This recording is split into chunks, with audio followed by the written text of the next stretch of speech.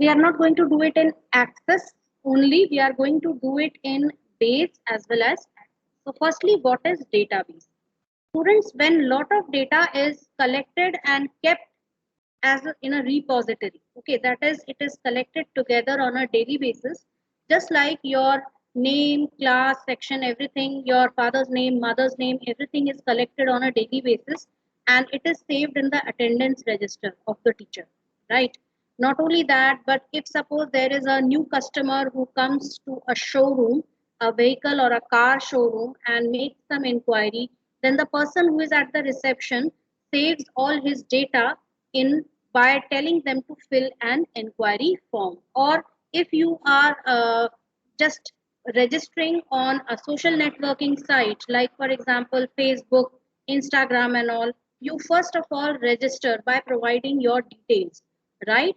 So and in the background of it, at the back end of it, of that application which you are using, that it generates a lot of data, right? Your complete details are saved somewhere on the internet. And whenever you have to use your Facebook account or your Instagram account, what do? You need to sign in using your username and password, and then only you get access to your account. So a lot of data is generated on a daily basis, which is saved somewhere or the other. So the thing is, why use databases?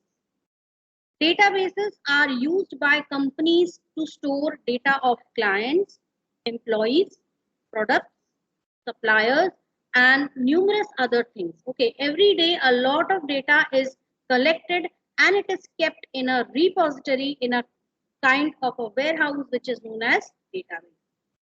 Used by school to store data of students, faculty, employee, students' biodata, academic performance, and so on. So it can be used by an institution, it can be used by a company, it can be used by a hospital. So any place which you can think of where data collection is needed, they use a database to store data. In short, it is a digital record keeping system. So earlier we used to have manual record keeping. Okay, it was very difficult to manage the data manually, had to be written or recorded by some person, and that too a large number of paperwork was created, large number of files were created where data was stored. Management was difficult, data repository was difficult with growth of organization. That is, as data requirements grows, you run out of space to store the large amount of files which are generated every day. So report generation was also very time consuming. If your boss wants to know how many employees are there who are temporary employees right now, so what will you do? You will have to scour through all those files and cabinets, and it will take hours for you to figure out the data, to find out the data, and there is a possibility that you might skip some of the important records. Okay, so data extraction is very difficult and time consuming in manual record keeping, and also it is error prone. There are possibilities of committing errors. So hence need for data collation with centralized control over data was required. So database was created, which was a digital record keeping system, and here it is a collection of information that is organized so that it can be easily accessed, managed, updated, and deleted. Basic operations like inserting data, deleting obsolete data, that is data which is not needed. An employee who has left the company, his data is not required. Okay, so that data can be deleted. Updated data which is already existing, you need to update or modify the data. Some student wants to change his address or get his address changed or phone number changed. So what is needed? Updation of data is needed. Databases can be classified according to the types of content like bibliographic, full text, numeric, and images. So different types of data can be stored. Bibliographic is usually, it means data about, normally it refers to books, okay, books and textbooks from where a particular topic in the book has been referred to. It might have been referred to by a website, that is, that particular topic has been taken from a website or maybe from some other famous writer's book, or from it actually specifies the source of that data. Take a look at this table over here. You can see this is a products query table, and this table stores the data of various products, their price, and the target level. Now, target level could be something related to, like if suppose the amount in the inventory has gone down. Like for example, at your home also, there might be a pantry, that is a place in the kitchen where all the different things are stored. Rice, pulses, flour, everything is stored at different shelves, right? So by once you keep on consuming those, there's a point where the very little amount is left in the container, right? So that is an indication that you need to order more. So that is known as target level, right? So usually in companies or in shops, what they do, they have an inventory where they have a complete record of the various items which are available, their prices and their target level. Then you can see another example over here where you can see an ID, last name, first name, that is people, their birth date, age with months. And another example. There are usually various types of databases like hierarchical, relational, network, and object-oriented, but our main target is relational database. Now, what is DBMS? From this it comes to, it is database management system. And these are some of the database management system software, which you can see: Microsoft SQL Server, MySQL, Oracle, PostgreSQL, SQL, Sybase, IBM DB2. These are some of the examples of various types of software which are available for handling your databases, and that is known as DBMS. And you people are going to learn what? You are going to learn LibreOffice base or OpenOffice base and MS Access, right? Some advantages why we use database systems. So let us check one very simple example over here, okay? Suppose there is a college and there is a hostel associated with that college, and both have their own, they have two separate files or copy of the records of, like we'll just take a condition where right now the college is not, neither the college nor the hostel is using the database. दोनों में से कोई भी database use नहीं कर रहा है, उन्हें पता ही नहीं है कि database क्या होता है. उन्होंने क्या किया हुआ है कि एक फाइल ली हुई है और उस फाइल में, like it could be a text file, okay, it could be a Word document or an Excel spreadsheet, right? And within that Excel spreadsheet, they have stored the records of all the students who study in the college. Now, college contains the records of students as well as those students who live in the hostel, and hostel contains the record of only those students who live in the hostel, right? In a college, student records are maintained, and hostel also maintains records of all those students who live in the hostel. In short, two separate copies of the same table are stored in college as well as. Now, this is a student named Mehboob Kausar, and he is a student of this college, and he hails from Bangladesh, right? And because he is from another country, from another place, so he stays in the college hostel.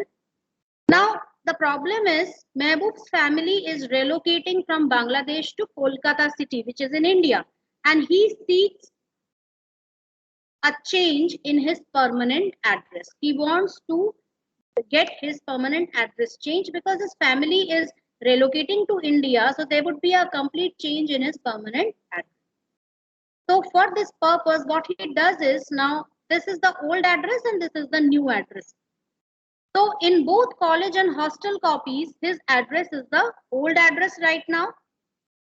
Now the college and hostel both have the same copies but two separate copies of the student records. If the change is made in the college copy, it will not show in the hostel copy. And if the change is made in the hostel copy, it will not show in the college copy. So now he approaches the college hostel reception and seeks a change in the permanent address.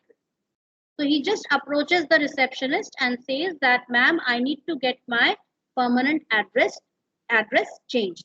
So the hostel receptionist does it with, she is under the, she has nothing to do with whether college has, he has approached the college or not, whether college knows about his change of address or not, but she makes the change in the hostel copy. So you can see over here that the hostel copy record is changed, but the college copy there is no change. Okay, hostel copy में change हो गया है, college copy में कुछ भी change नहीं हुआ है. So now Mehboo's data is in a confusing state. So now Miss Mehboob will say, I got my address changed. College will say, we don't have any knowledge about whether his address was changed. But now hostel admin says that no, he got his address changed. So both are claiming that no, this address is the Kolkata address is the correct one. Hostel says this and college says this. No, his Bangladesh address is the correct one. Now which address is the correct one? So here Mehboob's data is in an inconsistent state, is in a confusing state. Now this wouldn't have occurred if they had used, if both the college and college and hostel would have used a centralized database which would have been shared simultaneously by both of them. So both college and hostel would share the same data. Changes made in the hostel copy would be reflected in the college copy. There is no separate copy. Once a change is made in the hostel copy, it is reflected here. The college knows that there is a change which has been. The college also gets notified of that change. Understood? So this is one of the most primary advantages of using database. Data redundancy, that is data repetition. Just take a look at this particular table over here, which shows patient ID, name of the patients, okay, date of birth, gender, phone number, and the doctor who is attending that particular patient, right? Now over here you can see that doctor ID 01, Dr. Hyde is the name of the doctor whose ID is 01. So wherever Dr. Hyde is attending a patient, his record is inserted and his complete data is repeated. Like you can see here 01 Dr. Hyde 03. Then again here 01 Dr. Hyde 03. Then again 01 Dr. Hyde 03. So okay, we can keep Dr. ID here, but why repeat Dr. Hyde and 03? The room number. So what can be done is this duplicate data, it can be removed. Although we cannot remove it completely, but we can minimize that. Like over here, there are two separate tables. One is patient table, one is doctor table.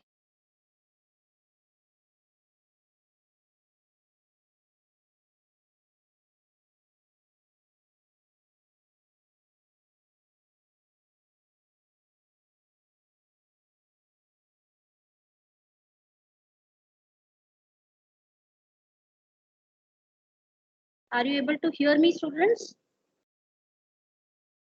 Yes, ma'am. Yes, ma'am. Okay. Now you can see over here, there are two fields. These fields, you can see patient ID and doctor ID. This is same like your roll number, which cannot be repeated for any two students, right? No two students will have the same roll number. So like that also, no two patients will have the same patient ID and no two doctors will have the same doctor ID. Got it? So using this now over here, this doctor ID has been used, that is 01. So by looking at this and by joining these two tables, it is very clear that patient Jeff is being attended by which doctor? Dr. Hyde. Then patient David is being attended by which doctor? The doctor ID is 02. If you check in the doctor table, it is Dr. Jekyll. So even if you delete the data from here, even if you delete two or three records from this patient table, no change would be there in the doctor table. So this way we can minimize the unnecessary repetition of data. Some repetition will be there, 01, 01, 01, 02, 02, but Along with 01, Dr. Hyde and 03 and Dr. Jekyll and 06 need not be repeated. Okay. So this is what data redundancy, that is unnecessary repetition of data, can be avoided if you are using a proper database. Databases can control inconsistency to a large extent. Now, inconsistency means, just take a look at this table over here. This is a table which stores the data about customers who are in the US, and this table stores data about customers who are in India, right? So in the US, you can see over here date of birth which is given. It is in which format? MMDD format, that is first month, then date, and then year. Whereas in India, it is first date, then month, and then year. Now, if you have to combine the data of these two tables, you can see the first three records, they are using the first date format, and the last two records are using the second date format. Which one is the correct one? So databases don't allow you to store data in this way, right? So there is a certain standard which is followed, or one method is followed to store data. Then data sharing is possible in database systems. You can share the data with multiple people. Although that level of a database management is not there in your syllabus, right? You don't have to worry about it, but you should know that what actually happens in the real world. Okay, so you can see the database, this part represents the database, and then this database is shared by multiple users, right, across networks. So that is data sharing. Databases enforce standards. There are multiple things like naming conventions, standard abbreviations, roles and responsibilities, programming guidelines, database guidelines, security features. So various standards are followed by databases. One example I will give you, SQL, structured query language, is one common language which is used by most database applications in the world, right? And data security also. Every year a large amount of money is invested by the banks, okay, for saving the data, because in the banks what type of data is stored? The information or data related to a person's account, that to money account, monetary account, right? That is how much money a person is having. Can you imagine if it would have been very easy for the hackers to hack the information or in the bank server? Your hard earned money which is stored there, which is saved there in the bank, it would have got stolen every now and then. But you will hardly hear any news of bank servers getting cracked or hacked by hackers, right? The reason is banks already, they are investing a lot of money in various types of security features. All these things you can see: redaction, encryption, masking, audit vault. These all are different types of security features which are applied on database. So these all are the you can say advantages of databases.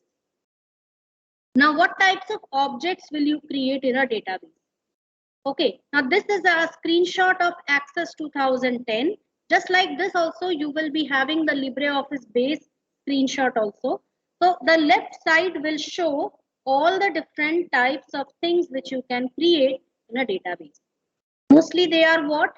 Tables, queries, forms, and reports. So these four types of things you will be creating in a database, right?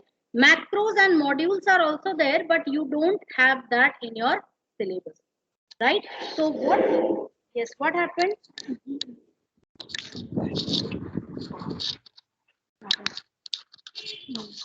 Good. Please keep your mics muted. Now, what we are going to do is only this much. That is tables, queries, forms, reports, and SQL to some extent we will be seeing in our data, in our course. Some types of data types we are going to study. Okay. Now, what is a data type? It is very important to understand the type of data in your database, right? What type of data can be stored?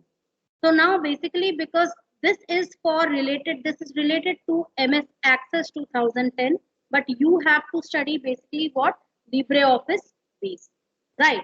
Now these data types are more or less the same, but we are going to do it in case of, we are going to study some common data types which are used in both Access as well as in base, right? So one type of data is text, right? One is a short text and one is a long text. Now usually text consists of which type of data? It is a combination of text and numbers, such as addresses, right? And some types of numbers which don't involve any type of calculations, known as phone numbers and postal codes, right? So for tell me something, do you need to perform any type of arithmetic operation or calculation on phone numbers or pin codes? I don't think so. You don't perform any type of calculations on phone numbers and postal codes, right? So that is why such type of data is known as what? Alphanumeric data. Like alphanumeric data could be, I'm just going to show it to you. Name, employee name, product name, city, state, department, item description, customer name, course, supplier name, subject, and many more. So all this type of data represents short text or simply text. Okay. So all this type of data which involves your alphabets as well as combined with alphabets combined with digits, okay, and special symbols like at the rate symbol, hashtag symbol, percentage symbol, comma symbol. So all punctuators which you see, all punctuation marks which you see, or all special characters which you see on your keyboard, they all come under alphanumeric data. Then we have memo or long text. That is text which is a bit longer. Examples: address, description, course details, company details, any data with a large number of characters. Employee profile, okay, student portfolio information or student achievements. So these are fields which contain a lot of data, right? Or lot of text. So that is why they come under long text or memo. Next is numeric data. Marks, fee, serial number, salary, allowances, price, roll number, quantity, deductions. So all this type of data that involves numbers, okay, either whole numbers, that is integers consisting of negative, positive numbers as well as zero, as well as numbers which are real numbers, that is they have any digits after the decimal point. So both integers and real numbers are included in numeric data type, okay, and you can perform arithmetic operations. Certain data types we will be like, I'm only giving you an overview, like today is the first class for this databases. So I'm just giving you an overview, a basic overview of these data types which we will be studying in detail, right? So these are suitable for arithmetic calculations, can be used to specify any numeric value with decimal or without decimal. Then a currency type data is also there, which is basically used to represent monetary amounts, as you can see over here. And this currency is also numeric data. It can be real or integer, but you can perform calculations on it. But it has a currency symbol attached to it and can only support up to 2 digits after the decimal point. Whereas numeric data can support up to any number of digits after the decimal point. So this type of a data is suitable for representing what? Monetary values. Then we have date time data. Date of joining, date of birth, order date, purchase date, exam date, course start date, hotel check-in date, check-out date, okay. And along with date time is also saved. So this is known as date time data. Is the basic data types clear to everyone, students? What types of data?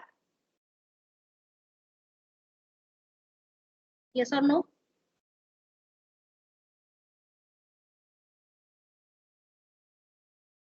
Give me a quick feedback, students.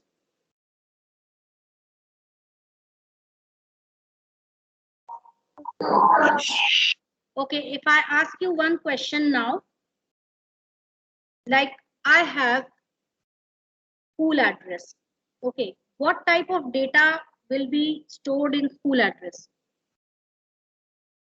The data types are in front of you here. You can see it from here. And tell me which data type will fit school address.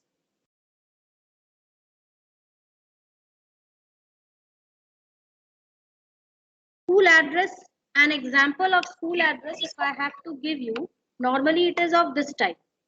That is post, first of all, the school name, St. Montfort School, Bhopal, or St. Montfort School.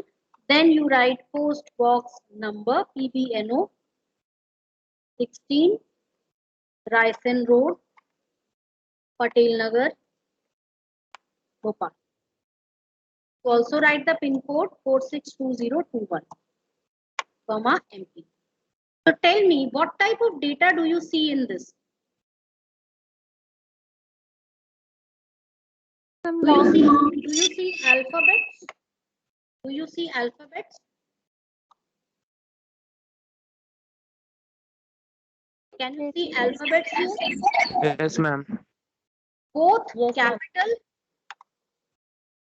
as well as small letters. Both are there. You can see some digits also. Like you can see 16, it is a digit. You can also see this one, 462021. These are also digits, collection of digits. Then you see some special symbols also. What are those special symbols? You can see a dot after ST, this dot. Then there is a space also. This you can see I have selected this space here, right? So that is usually known as a white space character. White space is also a valid character, right? Then you can see a comma, then again you can see some dots over here, then again a comma, then comma is used multiple times, and you can also see a hyphen is used here, right? So these all are what? Special symbols. So all that kind of a data type, which includes alphabets also, digits also, and special symbols also, normally it is known as alphanumeric data. Alphanumeric data. And alphanumeric data is known by various names: text, short text, long text, memo, text varchar, are various synonyms or various names for the same type of data. Got it? So that is what you are going to use here. And other type of data is, if I just ask you, suppose I have to store student's age, and student age is something like 14, 15, 16, and so on. So what type of data will you refer to this? This is which type of data? Is it alphanumeric data? That is it textual data, or is it numeric data, or date time data? What? ma'am, numeric. Can you tell me the reason why? Your answer is absolutely correct that it is numeric data, but why is it numeric data? Can you give me the reason behind it?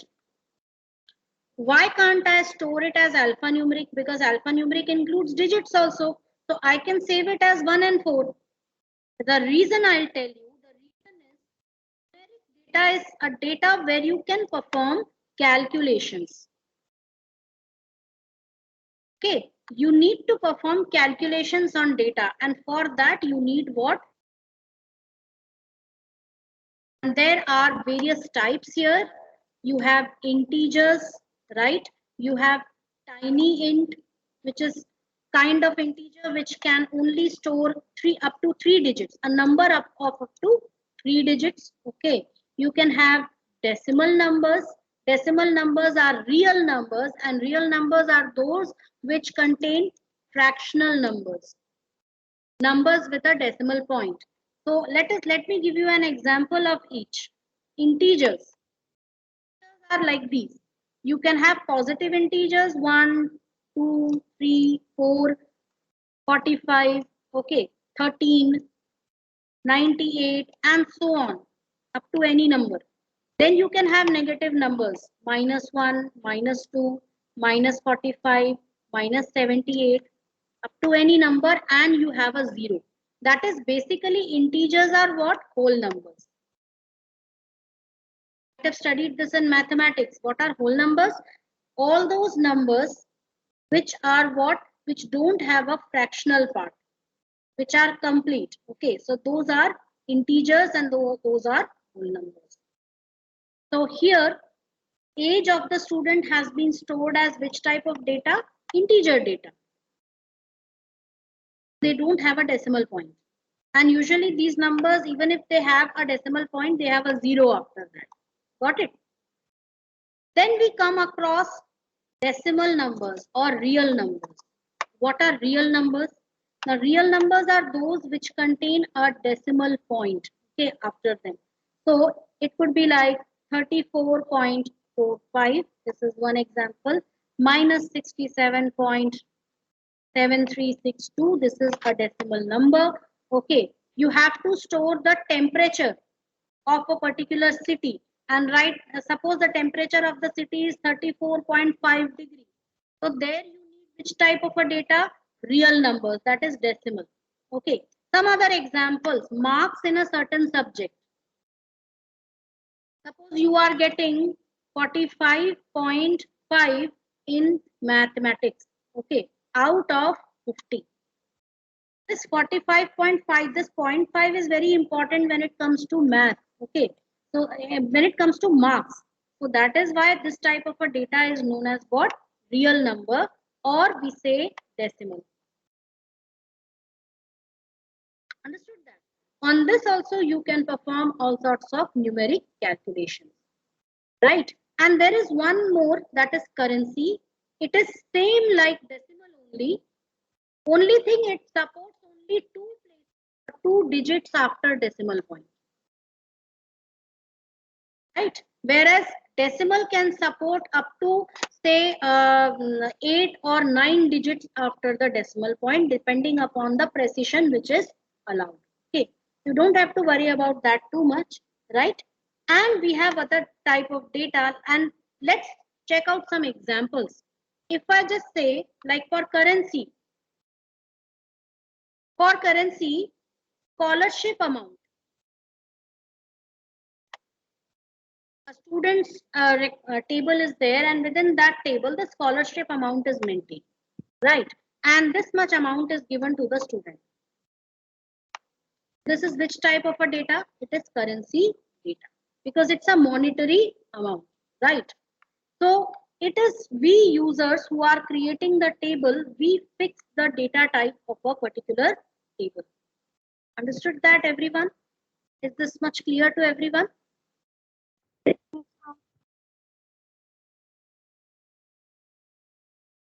Next, let's talk about, suppose I write here admission date. What type of data will this be? Admission date. You can see various data types over here on your screen. Which data type would be most suitable for storing this type of a data?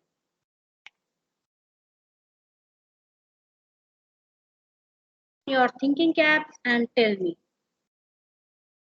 On the screen, you can see the various data types already. Suppose a student is seeking admission in a college and his date when he is seeking admission, that date is recorded. So which data type would be the most suitable for storing that? Date and time data.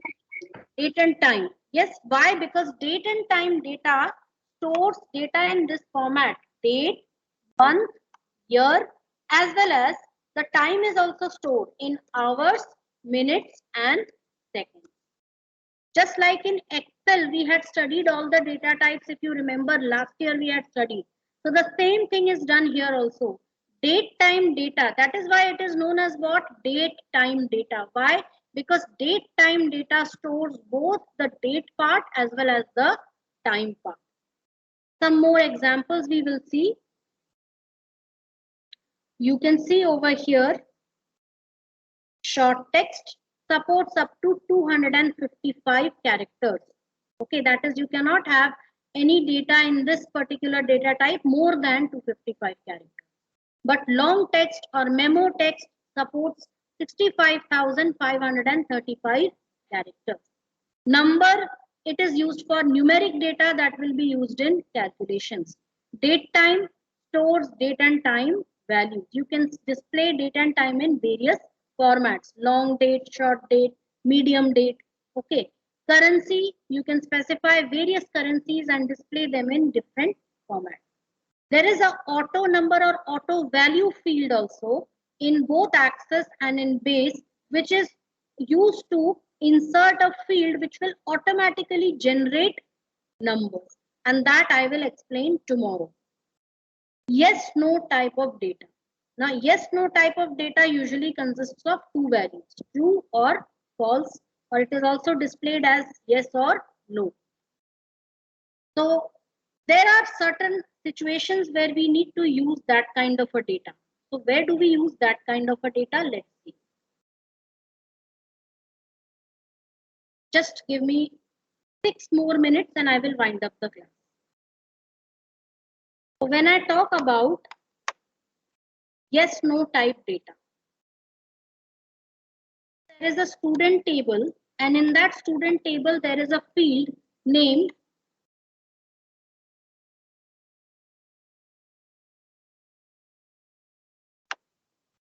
hosteler. That is the student, if does he live in a hostel? So answer, I'm asking a what I'm asking a close-ended question here.